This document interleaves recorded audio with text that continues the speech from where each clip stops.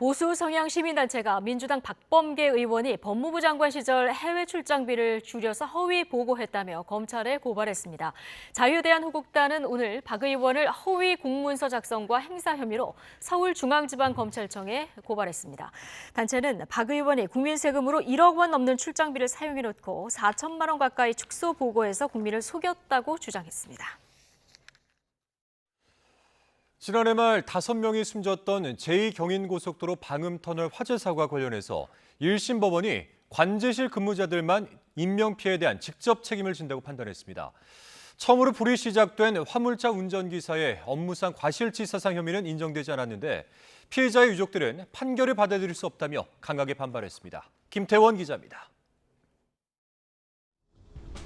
지난해 말 제2경인고속도로 방음터널에서 폐기물 수거용 5톤 화물차의 불이 붙어 삽시간에 터널 전체로 번졌습니다. 5명의 목숨을 앗아간 참사의 배경엔 여러 요인이 복합적으로 작용했습니다. 먼저 불이 처음 시작된 화물차 기사는 3년 전에도 같은 차에서 불이 났다는 걸 알면서 제대로 정비하지 않은 것으로 조사를 했습니다. 또 불이 커지자 갓길을 따라 300m를 대피했는데 길목마다 비상벨이 설치된 소화전 6개가 있었지만 아무런 조치를 하지 않았습니다. 실시간으로 상황을 살펴야 할 고속도로 관제실 직원들도 불이 난 사실을 3분 뒤에야 알아차렸습니다. 이후에도 다른 팀 업무로 착각했다거나 방법을 잘 몰랐다는 이유 등으로 유독가스를 빼내는 장치를 가동하지 않았고 비상대피 방송도 하지 않았습니다. 결국 관제실 근무자 3명과 화물차 기사, 트럭을 소유한 폐기물 업체 대표까지 모두 5명이 재판에 넘겨졌고 1심 판결이 나왔습니다.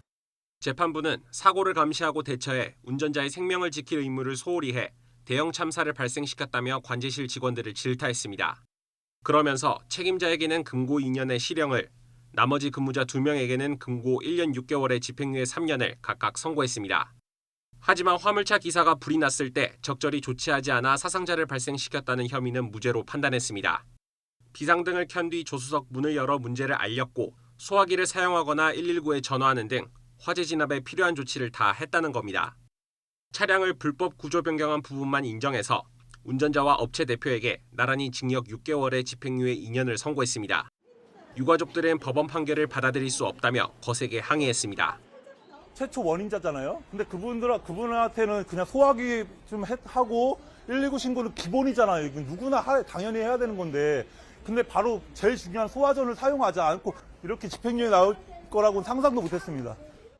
사고 책임자들 가운데 화물차 기사에게 가장 무거운 징역 3년을 구형했던 검찰은 판결문을 검토한 뒤 항소 여부를 결정할 방침입니다. YTN 김태원입니다.